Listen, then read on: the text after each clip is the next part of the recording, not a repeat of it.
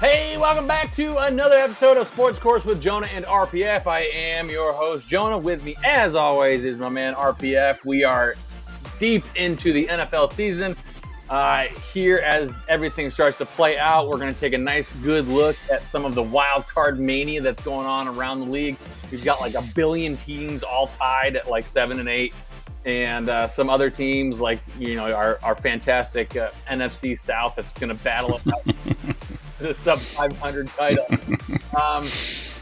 We've got too much to cover and too little time, so let's just jump right into it. Let's start with a couple of headlines first, though. A couple of things that happened this week, RPF, that I was kind of shocked about. Well, maybe not. One a little shocking, one not so shocking. First one, Derek Carr got benched. What are your thoughts on this? Yeah, Derek Carr was going to be the it boy quarterback this year because him and Russell Wilson were the two kind of big changes. Carr got the weapon he wanted, right? He needed. Yep. So all of a sudden he has that. The Raiders are going to dominate the West with the Chiefs. It's going to be a really fun thing to watch, and his fortunes have been flipped on its head. How could they? I mean, I don't understand his benching, frankly, considering. I didn't going either. up against the top defense, having a rookie who's never played it down in his life. I mean, that's just an overreaction to what's happening. I mean, I'd rather take a veteran quarterback a million times before I would flip that. But I think Derek Carr has played his last game for the Raiders. Yeah. I'm with you on that. This is why I said it was kind of shocking. Is like I was like, wait, what? Like, granted, I don't follow the Raiders. Garoppolo's waiting in the bench. I mean, it's this unproven rookie, not right. rookie, but whatever. I don't follow the Raiders enough to be able to, to dive into any type of stats or anything. But just from the outside looking in, like I was like, they're not that bad. Like they beat the Patriots. Well, did they? Did they? But it was kind of shocking. I was like, in other words, like there's other quarterbacks that, like when Matt Ryan got benched, I was like, yeah. Yeah. But and Zach Wilson got benched. Yeah. This was very interesting to me. What do you think the future holds for him? You think he's out? You think Carolina on his mind? I think he's going to end up in Carolina or something like that. Funny, I was thinking about Derek Carr as wait for me on this one as a viable second string with an asterisk to the Dolphins. No. If I'm saying if Tua comes back, and he's Tua still, obviously, he's still this undersized quarterback he's one hit away from being done forever. We can't deal with like a rookie 7th rounder backup quarterback. We have to have a viable Garoppolo type person, right, ready to go, fully baked, which I think they had in their mind with Teddy Bridgewater, which we know how I feel about that. But I think Derek Carr would be a better fit. So I think something like that could work out for him. So that's just my opinion. I don't think he's not going to do that. Why would he do that? Because, Miami and lots of commas in his check. I think that's why he knows Tua won't last. They wouldn't give him lots of commas to be the backup quarterback. Well, is he the backup quarterback? I mean, that's my point. I think you have to pay him like he's not a backup quarterback. Yeah. Anyway, it's just an opinion. So what team would do that? This is a terrible scenario. Okay, I'm just saying. I'm just knowing the Dolphins how they are. I think they have to have a quarterback like Garoppolo or Derek Carr at the ready. Okay, well, Garoppolo's not going to do it either. Both of these guys want to start, and both of them can start. So they're going to go somewhere. I agree with that. And so they're going to go somewhere where they can start. So then you're talking about Carolina and Baltimore. Not Baltimore. What's it called? The other team that I hate. That could be Denver for all we know. Because by the way, Denver stuck with Russell Wilson. They can't fire him. Great. The contract is excellent transition. Second headline I had was Hackett got fired as the Broncos head coach. And my question to you was, if you were running that team, who would you have rather have gotten rid of? Daniel Hackett? I would get rid of Hackett still. I think Wilson has had at least a track record that he does not True. him. I think he's in the wrong scheme, has the wrong coach. Like lots of excuses for him. He's boneheaded as hell also, but he has to get over himself. He has to kind of go back to what made him great and think about that. And it's like, why am I special? I'm not just special because I feel special. I am special because I do this better than the other guy. So how does he do that? That's the coach he needs. What McDaniel is to Tua, he needs that coach for Russell Wilson. Because Russell Wilson's not going anywhere. He has a contract that's guaranteed. Unless he wants to quit, I know. He's not going anywhere. Okay, I know. Let me ask you this. Let's say there was no money involved, zero money involved. Who would you get rid of? Both. Are you kidding? I would clean slate the thing. I mean, I like it. Yeah. Bring on Garoppolo. I would definitely bring on Garoppolo. Are you kidding me? Yeah. I remember, I said Garoppolo going to Denver was going to be my big preseason pick. I thought they were going to do that move because they did that with when they got Peyton Manning. I figured it'd be the same kind of thing, that they're going to get a quarterback that's just over the hill of his peak, but yet still very effective and with a good, solid team around him.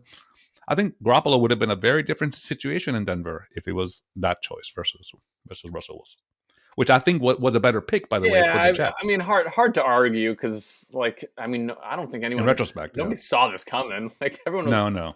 Well, before this season, if you gave me the option of Russell Wilson or Jimmy Garoppolo, I would have taken Russell Wilson all day long. I would have taken Garoppolo, and not only that, I said 9-7. I said 9-8 was the record for Denver, and that was the big news for me. I was like, Denver 9-8.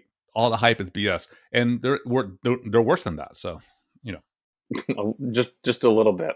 Yeah, I heard and having the crown of having the most boring games in the NFL this year. I heard, yeah. I heard an interesting take. Dan Orlovsky on ESPN had said that he thought the Broncos should bench him, Wilson, for the rest of the year. As a just, hey man, just ground zero, just clear the slate. Just clear the slate. Yeah, I agree. I totally agree. And give experience to whoever the quarterback is behind them and whatever. I totally agree with that. They're not playing for anything, so to give the guys some real game experience. Yeah. Could be keep Wilson healthy for a real season that counts. Yep. It could be interesting. Could be very interesting. What I guarantee you is extremely interesting is the slate of games that we have coming up for Wildcard Mania that's about to unfold. Like I mentioned, it's an open season. As I teased at the beginning of the show, there are about a billion teams, give or take, like 2 or 3. There's about 1 billion teams that are vying for this wild card. I think only the Texans and someone else, and the Panthers are not in play here somehow. Even there's a path for someone else. I would say there's a path for a team that's lost every game. I just read this. It's a path somehow. Anyway, I forgot which team it was. We're gonna go 2 things here. Give me your take on which wildcard teams have the best chances to make the playoffs. To go deep in the playoffs. No, just make it. Just get there. Wildcard. Make it. I think the teams Dolphins, that are just outside. I think the Dolphins, because the Dolphins have to beat the Patriots. They're in right now. What? They're in right now. Oh, the people who are out coming in. Okay. So for example, we have we have the Patriots, Jets, Titans, and I think there was one more in the AFC there, all at like 8 and 7. Yeah. I think, Who are the Chargers in? Chargers are in. They're clinched. They're clinched, right? Yep. Chargers in. And the Ravens are not in yet. Ravens are clinched. They are in. Oh, so who's not clinched? I mean, how many spots are left? 2 spots in the AFC? Oh, the Steelers. The Steelers are 7 and 8. Oh, the Steelers. Okay. So if I have to pick 1 or 2 of those teams. Whatever you want. I'm saying, but are there 2 slots available or 1 slot available in the AFC? There's basically one. Well, hard to say because Jacksonville Titans are both 7 and 8. So all these teams. So Jacksonville, New England, Jets, Titans, Pittsburgh are all 7 and 8. But how many slots are left that aren't clinched? 2. Meaning the division champions are 4, and then there's 2 clinched. Oh, so the division, so 4, so there's only one spot. Oh, the Dolphins are going to get in because they're in the best spot. Even though I don't think any of those teams are going in if they're not clinched, if they're not in that roster. Because even the Jets and Patriots are not going to get in, and then the Steelers are not going to get in. So you mentioned something on the last show that was interesting to me. You mentioned that the Dolphins control their own destiny. Well, until you corrected me, the Patriots have to. If the Dolphins lose, well, what's interesting is that the Patriots also control their own destiny. Yeah, they do. But you play the Bills, which we don't. We play you. Hey, I'd rather play you and the Jets than the Bills at Buffalo. Oh my God. Yeah. But look, who knows this season? I mean, honestly, if we're going to sit here and pretend to know what's going to happen, then we're completely whack, because one fumble, one 60-yard lateral back to the quarterback could change the trajectory of the whole NFL season. Right. Yes. And then what about? Okay, let's take a look at the NFC. Let's check out their wild card. So they're almost a similar situation. You got Tampa and Carolina battling it out. Are they at Carolina? What's that? Is it at Carolina? Bucks and Panthers? That game this weekend? That game is... Nope, that's not the game I wanted. That game is... I think it's in Carolina. Because, honestly, if Tampa Bay... It's in Tampa. It's in Tampa. Okay, it's even worse. If Tampa Bay doesn't get in because they lose to the Panthers when the Bucks have Tom Brady, if they lose to the Panthers... Can he come back? Can Brady come back? If they lose to the Panthers at home. Is he signed beyond this season, or do we know? No. Until one season? Here's the thing, though. So even if they did lose to the Panthers, they're still not eliminated. Right. There's still hope. Is anyone ever eliminated from that conference, from that division? Ever? It's like they could be like 2-12 and somehow be still in the hunt. Yes. But so you got them going for the division, and then you have both the bottom 2 wild card slots still open, which is Giants and Commanders. The Giants, however, are... I like the Giants because I like the Giants. They're playing the Colts, and I like the Giants' chances. I think they're winning in. They're resurging a little bit back. I think they're going to backdoor this. I think they're going to get in there in the 7th seed, if I had to guess. They're winning in, but then so you've got the Commanders at 7-7-1. And then right now they're in, and then just on the outside looking in, you've got the Seahawks, Lions, and Packers all at 7-8. Well, I wonder what the Lions have to do to get in. I would love to see the Lions in, as we talked about before. But I think if I had to guess, I think the whole NFC East is in. So the Lions are playing the Bears, the 3-12 Bears this weekend. Okay, right. So the Lions, so that's good for them. So then, and then they have the Packers. I think they're both winnable, and I think with their offense. So I think if they're 9-7, do they win out? Do they go in? Win out? I guess it depends on what the Commanders do. there's a lot going on, obviously. And I don't. Commanders are playing the Browns, right?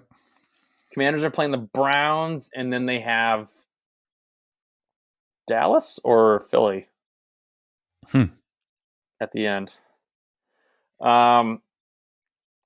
Who does Seattle have? Seattle has the Jets and then the Rams. Man, they could win out too. Yeah, it's very interesting. Yeah, there's a lot to happen. Who does Washington have? Let's check on that real quick. What's the flex game on Sunday night? What the what? Sorry. The prime time game on Sunday night. They flexed it up. Sunday night is... Why does it always do that to me? Sunday night is... Steelers Ravens. Steelers Ravens. Yep. Not really interesting, but okay. Well, like I said, the Steelers are surprising. No, but the Steelers could be just about at the beginning of the year. The Steelers could be out of it if the Dolphins beat the Patriots and the Jets lose to Seattle. Well, of course. I'm saying, but then that's a Sunday night game that means nothing. Right, but they don't know that. Don't you think they should flex the Patriots Dolphin games? I think probably what's happening is they're assuming that the Patriots are going to win. Yeah, they are. Well, by the way, it's not a bad assumption with Teddy Bridgewater as our quarterback, so we'll see. Watch, Teddy Bridgewater will end up with 500 yards passing. He's going to go off, yeah. It's going to He's going to have the most epic game of his life. And Aaron Rodgers will become like the Humanitarian of the Year award. Yeah, so the Commanders have the Browns and the Cowboys coming up. So it'll be interesting. I guess my biggest question would be: do the Commanders hold on to that 7th spot with their tie in their record there? Well, I think they beat the Browns, and then the Cowboys depends if the Cowboys are playing for anything. So they end up 8-1. So you need one of these 7 and 8 teams to win out to get in. Which I think the Lions could. So if I have this correct, I think the Commanders can split their next 2 games and they're in. Okay, so maybe the Commanders and Lions, and the Giants are playing the Colts, and who else next week? I think they're the ones that have the Eagles. Again, the Eagles will probably rest. I mean, if I have to play the Eagles, I'd rather play them in the last game of the last game of the year. It'll depend. It'll depend if they lose. If the Giants have to win and get in against the Eagles that have benched the entire team, how pissed off would the Commanders and the Lions be? The Eagles are playing the Saints. They should probably win that. Yep. Okay. Yeah. All right. Yeah. So if the Commanders split their final 2 games, that means that either the Seahawks, Lions, or Packers have to win out in order to just jump. Okay, I got it. All right, so let's go back to the AFC. The AFC, we have Bills, Chiefs, Bengals, Jaguars right now, and Ravens. Is that correct? Ravens and Chargers. Ravens, Chargers, all in. So only one team's missing. Right. Well, Jacksonville and Tennessee are both. Well, one of them will win the division. The other one will not get to the playoffs. Not necessarily. Okay, but let's say this. But I think the best chance of all those teams that are left, the Dolphins have the easiest path to win a spot. Just because of what they did during the season. See, you and I view this differently. I view them as having a spot right now. They have the 7th seed. But I'm saying, but it's still not clinched. I'm saying non-clinched teams. Okay. I mean, those spots go back and forth if you're not clinched. So if you're not clinched, then the Patriots have that slot, and they're not favored to keep it because of the Bills, right? So here's what I'm going to argue then is that I'm going to argue that if that's the scenario, if that's the way we're looking at it, I'm going to argue that the Jaguars have the easiest path. Well, the Jaguars, then I think they'll win the division, which is different than clinching a playoff spot as a wild card. Okay. Dolphins have no path to the division thing. I mean, if the Dolphins were playing in that division, we'd win the division, the Jaguar division. Yeah. Unfortunately, we play in the Bills division. So the point is, I think if I had to put money on it, the Dolphins are the 7th playoff team, and with the hardest road, at the Chiefs, at the Bills, at the Bengals, and then Super Bowl. So that's a hard road for anybody. Yeah, they'd go into Kansas City. Let's see. And then if they win that, they go into Buffalo. And so let's assume that the Ravens would beat them, and they would beat them. Then they would have And the Bengals would get whom? The Bengals would play first round. Would play the Chargers at Cincinnati. Yeah. In Cincinnati. Then you have the Ravens and the Jags. Yeah. No, they're both Ravens and Jags. Okay. Yeah. I mean, lucky Ravens. Yes. If we win out, we'd be 9? Would be 10-7. We'd be 10-7. 10-7. And then at that point, I'm hoping the Jags are in play for us. That's what I'm hoping for. So I mean, you could if you win out. And I don't know who holds tiebreakers over what. But the Chargers beat Miami, so the Chargers have the tiebreaker on us there. But we beat the Ravens. But if you win out and they lose out, you could be the 6th seed. That's what I want. I want the 6th seed. Again, then you play Cincinnati, which is not great either. Okay. I mean, let me not worry about that. Let me not worry about that. There's too much to think about. It's too much sad. It's so much darkness in this. Right. I had such sunny views before. We lost 4 in a row. Thank you very much. Imagine if we won 4 in a row. Imagine if we won 4 in a row. Right now, we would be 12-3. Talking about, I think we'd be leading the AFC now. What's the Bills' record? 12-3. Because they would be 11-4 because if we had one out, so we would have been the top seed in the AFC, and I would have been, like dancing around like Snoopy, like doing the Snoopy dance. You don't want to do it? The Snoopy dance? Oh yes, I know what you're saying. Yep. Okay. Okay. That was I like that because my neck looks longer. In fact, I just realized I have to do my CBD spray. CBD. Here we are. God, it is hard being this pretty, man. So it is Highline Wellness CBD facial mist. In case you're wondering for the only person future I have, product I agree with you. I think statistically speaking, the Dolphins have obviously the best chance. The only one playing spoiler are the Patriots. fucking Patriots. Listen, I am confident this weekend, mainly because Tua's out. To be honest, if I'm being fair, Yeah, I mean, I get it. It's yeah, at home in December. I get it. It's in Foxborough in December. No Tua. Yeah, I get it. We should put up a pretty good fight. Then obviously, we need some things to play out going down the road. Obviously, I'd love to see into our last weekend. I'd love to see the Bills lock something up so that they can start resting someplace. I'm sure they'll start everyone, right? I'm not sure about that. I bet you that. Think about this: if you have a first round bye, you don't want your starters going 2 full 3 weeks without without playing. So I would start them. I'd let them. I'm saying the quarterback. I'm thinking Josh would definitely get a rest. I think they'll start all their guys, but for a half maybe. And then kind of weed them out as the game goes on. Maybe. Yeah. Who knows? But definitely interesting. It'll make if we can pull off the win against the Dolphins this week, it'll make for some great football next weekend. So. Okay, so I'm going to go out in the neck and say, in the playoffs will be the 5 teams that clinched already, obviously in the AFC, and the Dolphins will be. 5 in Buffalo, and then the Dolphins. So I think that's going to be the 7. And then in the AFC, in the NFC, I'm going to go ahead and go on a limb and say, I would love the Lions. I don't see it. I think it's going to be the Giants and Commanders, if I had to guess or bet. If I was a betting man. Man, I don't know. I'm looking. I don't know. I'm looking at that Lions schedule. It's Bears, Packers. I know. Listen, but the Packers, they're won 3 in a row or whatever. So God, who do they play? Are they going to get in? Who do they play? Yeah, are they going to get in?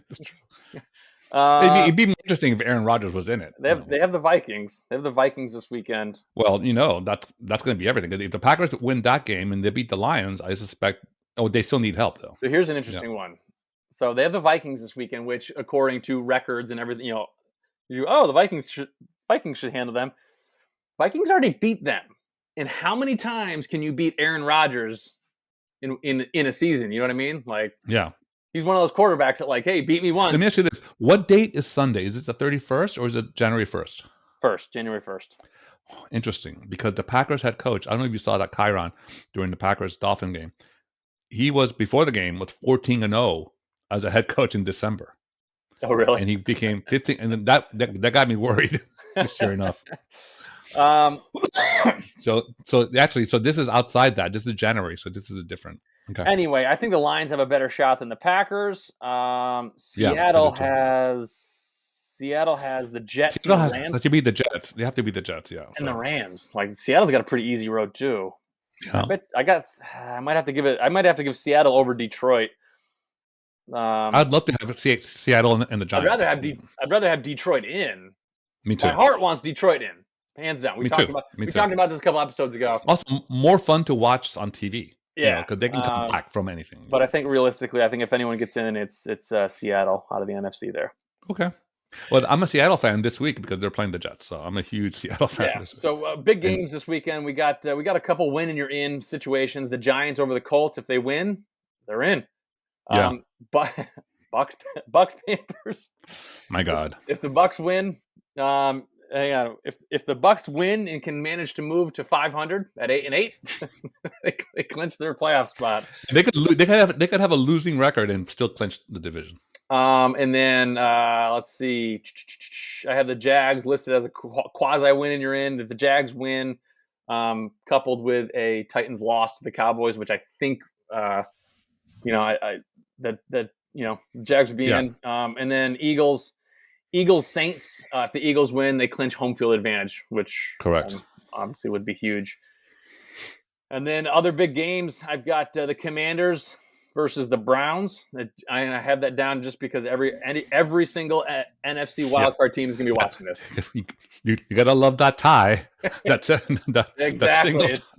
It's unbelievable. Oh so, like I said earlier, if the Commanders win, if then they could split their final two games, and every single team underneath them would have to win out to get there.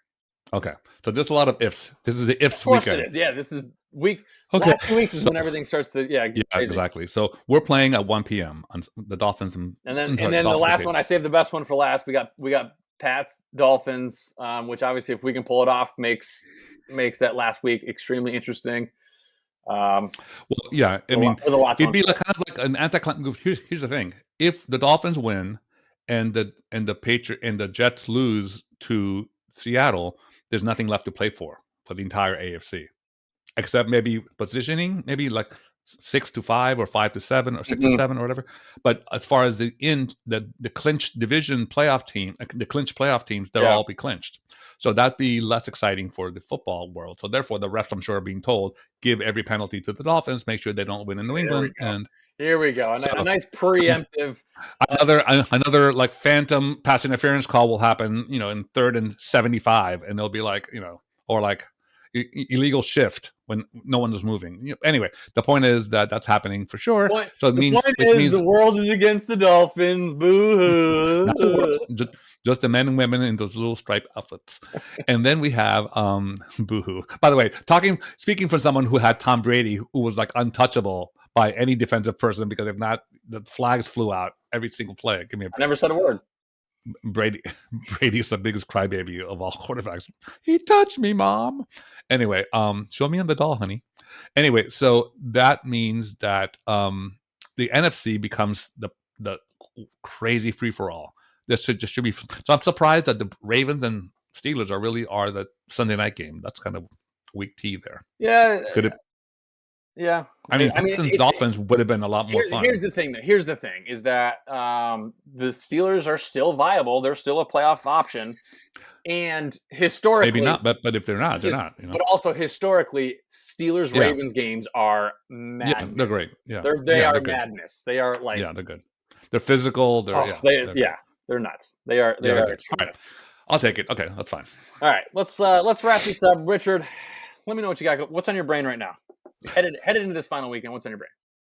It's getting into the new year, so anyone that knows anything about me also knows that this is when I get geared up for tennis. This is this is Rafa Nadal and Carlos Alcaraz. For those who don't know, who've been living under a rock for sports, of course, or to our new listeners, Rafa Nadal is obviously one of the 3 contenders for GOAT of all time in tennis, with Djokovic and Federer.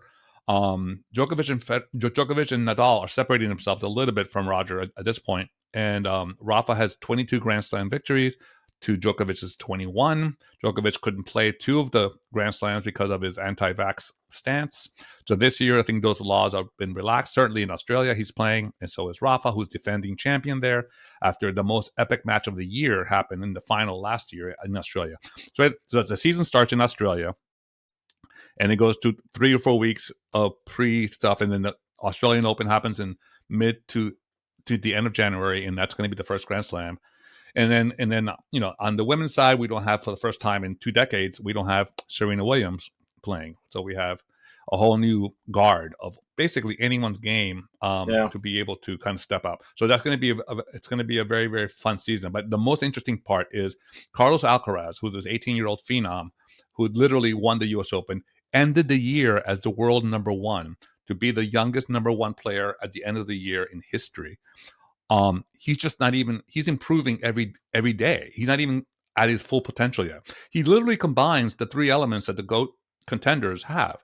The tenacity of Rafa, the speed of Djokovic, the type of fluidness of Roger, and fearlessness of a champion. And anyway, so that's going to be really interesting because he has 2 or 3 contenders from his own age group that are just rivals from him. And then you have the kind of the middle guard, the Zverevs and the Tsitsipas, that were just kind of like all of a sudden bypassed by Alcaraz.